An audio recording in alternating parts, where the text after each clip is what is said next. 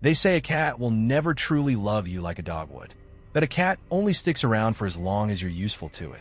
I never believed that. I always thought my cats loved me in their own way. The way they curled up beside me when I read, the little chirps and headbutts they greeted me with in the morning, the way they followed me from room to room, never wanting to be too far. They needed me, and I needed them. My name is Miriam Holloway, and I live alone. It wasn't always that way. I had parents once. A sister, too, but life is a way of peeling things away from you, one layer at a time, until all that's left is what you can hold on to. For me, that was my cats. I didn't set out to be that woman. The one people whispered about when they passed my house. The one kids dared each other to leave a note for on Halloween. But when you live in a small town long enough and keep to yourself, people will make up whatever stories they need to fill in the gaps. She never leaves the house. I heard she has 20 cats in there. I bet it stinks to high heaven. It didn't stink. I kept the place clean, washed the litter boxes twice a day, and made sure every single one of my cats was well fed and cared for. My house was warm, quiet, and peaceful. Everything the outside world wasn't. My routine was simple. I'd wake up early, before the sun, to the soft paws of Marlowe batting at my nose, or Peaches kneading my blanket. The others would stretch lazily, hopping off bookshelves, counters, and their many designated beds to follow me to the kitchen. Their breakfast came first, of course. Cans of salmon pâté and dry food. Little dishes lined up along the counter like a feast. They were all rescues, some sickly when I found them, others just hungry and abandoned. But they all found their way to me, and I never turned a single one away. After breakfast, I made tea, sat in my chair by the window, and watched the world go by. The neighbors heading to work, kids trudging toward the school bus, the paperboy tossing the morning news on empty porches. I rarely read it. The world outside had become something I no longer recognized, something distant and sharp-edged. Here, in my house, wrapped in the company of my cats, was where I belonged. Still, some nights, when the wind howled through the trees and the loneliness sat heavy on my chest, I wondered if this was all there would ever be. No family, no friends, just the sound of tiny paws on hardwood and the slow, quiet passage of time. That morning, though, something was off. I stood at the sink, rinsing out my teacup when a strange wave of dizziness hit me. It wasn't the kind that came from standing up too fast. It was heavier, like my body suddenly wasn't mine. My arms felt weak, my fingers numb. The cup slipped from my hands and shattered in the sink. I leaned against the counter, waiting for it to pass. Low blood sugar, I told myself. Maybe I'd forgotten to eat again. I shuffled to the fridge and pulled out a piece of toast from breakfast, taking small bites as I moved toward the couch. Peaches jumped up beside me, curling against my hip. Her warmth was comforting, but the heaviness didn't leave. My limbs ached in a way I couldn't quite place, like I had been carrying something too heavy for too long. I must be coming down with something. I told myself I'd lie down for a bit, just until the weakness passed. I had no idea that would be the last time I moved freely. I woke in darkness. Something was wrong. I tried to sit up, but my body wouldn't respond. My arms, my legs, nothing moved. I blinked against the shadows of my bedroom, my breathing quickening. Was this a dream? Sleep paralysis? I strained, trying to lift a finger, shift my toes beneath the blankets. Nothing. My body felt heavy, like I was sinking into the mattress, like I had been filled with cement while I slept. Panic clawed at my throat. I tried to call out, but my voice came out weak, barely a whisper. The room was too quiet. Then I heard it, soft shuffling, the sound of tiny paws against the wooden floor. The cats. Relief flooded through me. If they were here, then everything was fine. It had to be. Marlowe jumped onto the bed first, his familiar weight pressing into my legs. Then came Peaches, curling into the crook of my arm. More of them followed. Toby, Oliver, little Luna. Dozens of warm bodies settling around me. On me, their soft purring filling the space. They could tell something was wrong. They were staying close, protecting me. I tried to move again, just an inch, but my limbs wouldn't listen. I was trapped inside myself. My breathing turned shallow. My heart pounded. This wasn't just dizziness. This wasn't low blood sugar. Something was seriously wrong. I lay there, helpless, as the night stretched on. The only sounds were the occasional chirps of the cats and the ticking of the clock on the wall. Then, somewhere in the dark, I heard it, a soft, wet sound. Licking. I squeezed my eyes shut. Tomorrow, I told myself. Tomorrow, I'll wake up, and this will be over. But tomorrow was still so far away. Morning arrived, though I had no way of knowing except for the soft glow that bled through the curtains. I was still paralyzed. The realization hit slowly, like a thick fog rolling in. I had hoped, prayed, that whatever had gripped me during the night would have passed by sunrise. That I would wake up groggy but fine, shake off the memory of my helplessness like a bad dream. But my body was still heavy. My limbs still wouldn't move. Panic crept up my throat. I tried again, just move, but my arms remained limp at my sides, my legs dead weight beneath the blanket. My fingers, my toes, my hands, my feet. Nothing responded. The only things I could move were my eyes. I blinked up at the ceiling, my breath shuddering in my throat. This couldn't be happening. I tried to scream, but my voice was weak. Nothing more than a raspy whisper. Even if I could have shouted, no one would have heard me. Nobody ever came here. I had no visitors, no friends who would check in. My neighbors barely acknowledged me beyond a quick nod in passing. The mailman left my letters in the rusted box outside. Even if I were to die in this bed, it might take weeks before someone noticed. No, I wasn't going to think like that. This would pass. It had to. Maybe it was some kind of temporary paralysis. I'd heard of that before, sleep paralysis or some rare neurological condition. Maybe if I just rested, my body would come back to me. The sound of rustling first snapped me out of my spiraling thoughts. My cats, they were still here moving about the room. Marlowe sat near my feet, grooming himself lazily. Peaches had wedged herself beside me, her warm body pressing into my ribs. They seemed off. Usually, they greeted me in the morning with soft meows, nudging at my hands, rubbing against my legs. But now, they were silent, watching. Toby, the black and white tabby, jumped onto the bed, sniffing at my face. His cold nose pressed against my cheek, his whiskers brushing my chin. I wanted so badly to lift my hand, scratch behind his ears like I always did. But I couldn't. He let out a small chirp and stepped away, but the others stayed close, circling, as if they were waiting for something. Hours passed. The light shifted across the ceiling, stretching into afternoon. I was hungry. The ache in my stomach was dull at first, but now it gnawed at me, deep and insistent. I hadn't eaten since yesterday. My mouth was dry, my tongue thick and heavy. I tried to ignore it, try to focus on anything else. My landline phone sat on the bedside table, just out of reach. Even if I could knock it over, it wouldn't help. I hadn't paid the bill in months. No one would be calling me. I was completely alone. The weight of that truth settled over me, colder than the air in the room. The cats, meanwhile, were becoming bolder. They had stopped curling up beside me for warmth. Now, they perched on me, their paws pressed into my ribs, my stomach, my legs. Marlowe, usually the laziest of the bunch, had started kneading my arm with his claws out. Normally, this was a sign of affection, a comforting thing, but now it felt different, testing. His claws sank deeper. I winced, or at least I thought I did. I couldn't really feel it, not fully. Just a distant pressure, like something happening to someone else's body. A soft growl rumbled from the foot of the bed. Oliver, my large orange tabby, stood stiff, staring at Peaches, who had crept too close to my face. She let out a soft hiss in response, but backed away. I watched them, my breath shallow. They weren't fighting. They were competing.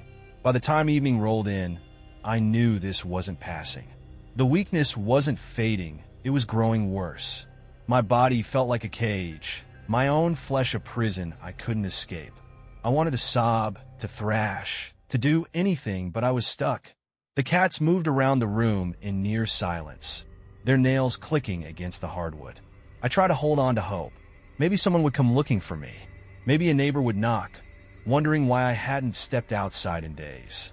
Maybe some miracle would save me. But I didn't believe it. I knew no one was coming. And I could feel the cats figuring that out too. That night, As darkness swallowed the room, I heard it again. The licking. Schoft, vet, rhythmic. Somewhere near my feet. I squeezed my eyes shut. I didn't want to know which one of them it was. I woke to a strange sensation. It wasn't the crushing heaviness I had grown used to. It was sharper, a deep, gnawing pressure near my feet. For a moment, I thought maybe, finally, the feeling was coming back to my legs. Maybe the paralysis was wearing off. Maybe my body was waking up again. Then I saw the blood. Dark smears on the sheets. Small pools soaking into the fabric.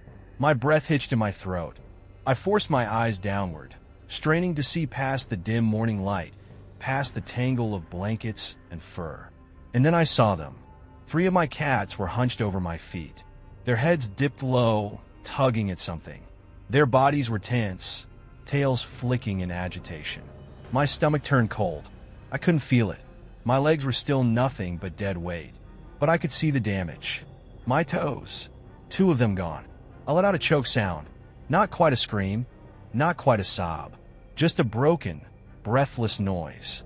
One of the cats, Toby, snapped his head up at the sound, his mouth smeared with something dark. He froze. For a second, neither of us moved. Then he darted away, dropping something small and ragged onto the sheets. I didn't want to look. I knew what it was. The other 2 stayed a moment longer. Oliver, the big tabby, and Peaches, my sweet little Peaches, before slinking away to the far side of the room. I lay there shaking, or at least I thought I was. Maybe it was just my breath, rattling in my chest. They ate me. Not just nibbled, not just a curious bite. They had torn 2 of my toes off. A fresh wave of panic surged through me. My breath quickened, my mind racing. No. This isn't happening. I tried to scream again, but my throat was too dry. It came out as a weak croak. My body betrayed me. I should be thrashing, kicking, running, but I was still trapped, helpless, unable to do anything but watch. The cats didn't care. Some of them still sat nearby, washing their paws, licking their faces clean. Marlowe stretched lazily on the dresser. Luna curled up near my pillow. They weren't all involved. Some of them seemed indifferent, glancing at me with their sleepy, half-lidded gazes. But the others, Toby, Oliver, Peaches, there was something different in their eyes now. Something I had never seen before. A kind of hunger. Not the playful neediness of mealtime. Not the gentle curiosity of a well-fed pet. Something older. More instinctual. I had spent years telling myself that they loved me. That they saw me as their protector, their provider. But now, they saw me as something else. They saw me as meat. I felt sick. I wanted to wake up from this nightmare, to lift my arms and shove them all away. But I could barely even twitch a finger. I was bleeding, but I couldn't feel the pain. Not fully. It was distant, dull. And worse than the wound itself was the horrible, creeping certainty that this was just the beginning. Hours passed. The blood had dried against my skin. The cats had calmed down for now. I tried to stay still, tried to make my breath as quiet as possible.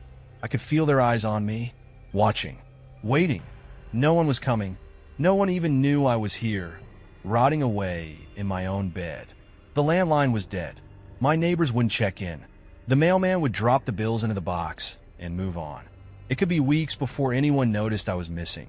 Would I even last that long? A shudder ran through me. I didn't want to find out. Time was slipping away. I didn't know how many days had passed. The light from the window blurred into a constant haze, shifting between dull grays and muted golds. Night and day meant nothing. The thirst was worse than the hunger. My lips were cracked, my tongue dry and swollen. My throat felt like paper, thin, brittle, useless. My stomach had long since stopped growling, accepting that nothing was coming. But the worst part, the thing I couldn't ignore, was the wound. The place where my toes used to be was no longer just an absence. It was something alive. It pulsed, hot and swollen, the smell of rotting flesh curling into the air. I knew what was happening. Infection. The edges of the wound had turned an unnatural color, red creeping toward purple, toward black. I couldn't feel it much, not fully, but there were moments when something would shift just right, and a dull, throbbing ache would radiate up my leg. I would have given anything to be able to sit up, to reach down, to do something about it. But all I could do was lie there and rot. The cats had changed. They weren't my pets anymore. They weren't Marlowe, or Peaches, or Toby. They weren't the soft, purring creatures I had taken in off the streets. They were something else now, and they were getting bolder. At night, I could hear them moving, not the quiet, familiar padding of paws on wood, not the playful batting of a stray toy. This was something else, quick, darting scurries, claws clicking against the floor, against the walls, heavy thumps as they leapt onto furniture, onto the dresser, onto the bed. They weren't just lingering by my feet anymore. They were coming closer. The first time I felt one sniffing at my face, I nearly screamed, hot breath against my cheek, the faintest touch of whiskers brushing my skin. I couldn't move, couldn't shove them away, just had to lie there, praying that they weren't ready yet. For now, they weren't, but I knew it was coming. I wasn't dying fast enough for them. The hallucinations started after that.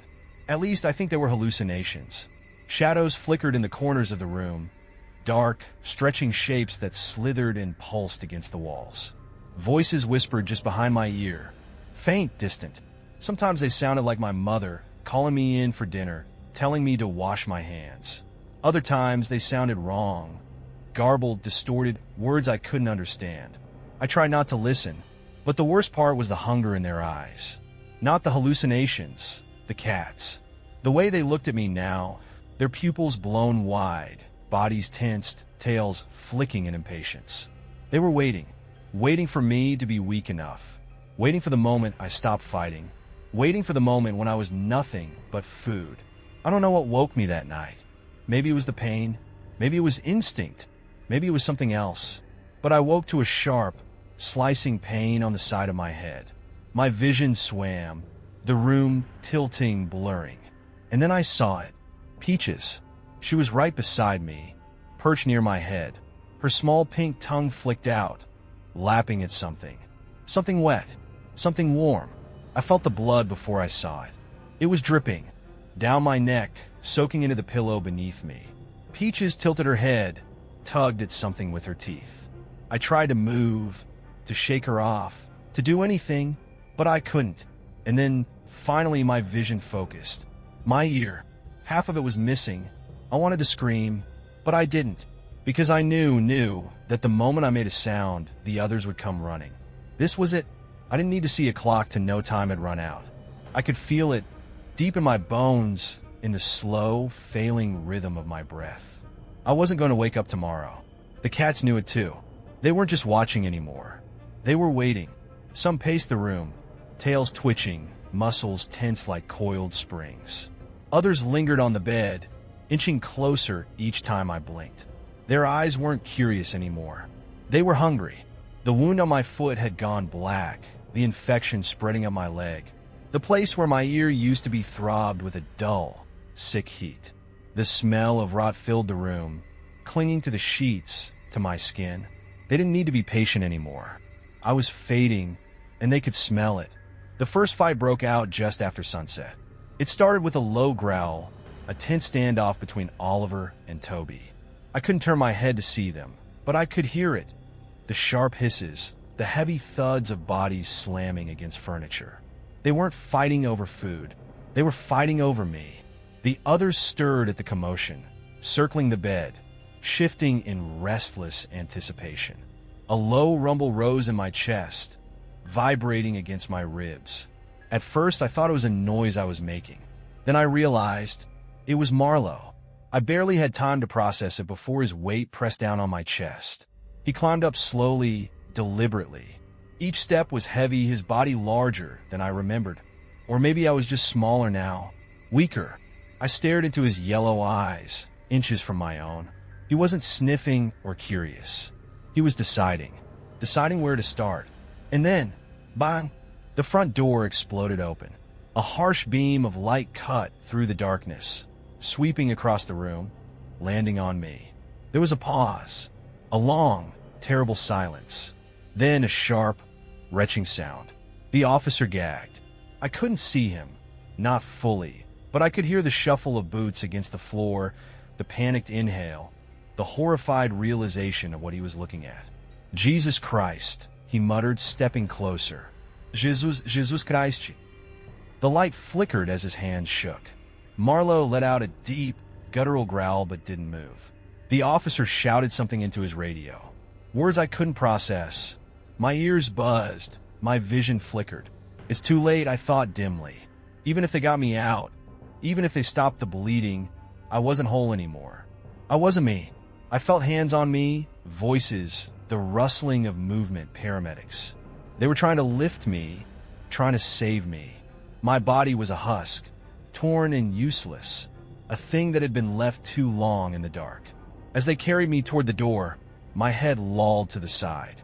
My vision was fading in and out, but I saw them. The cats. Some were hissing, ears pinned back. Others didn't care.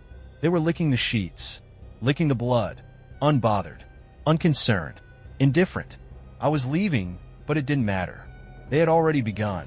And the last thought that crossed my mind, were they always waiting for this? Thanks for watching. If you like the story, click like, subscribe to the channel, and write an idea for the next story in the comments.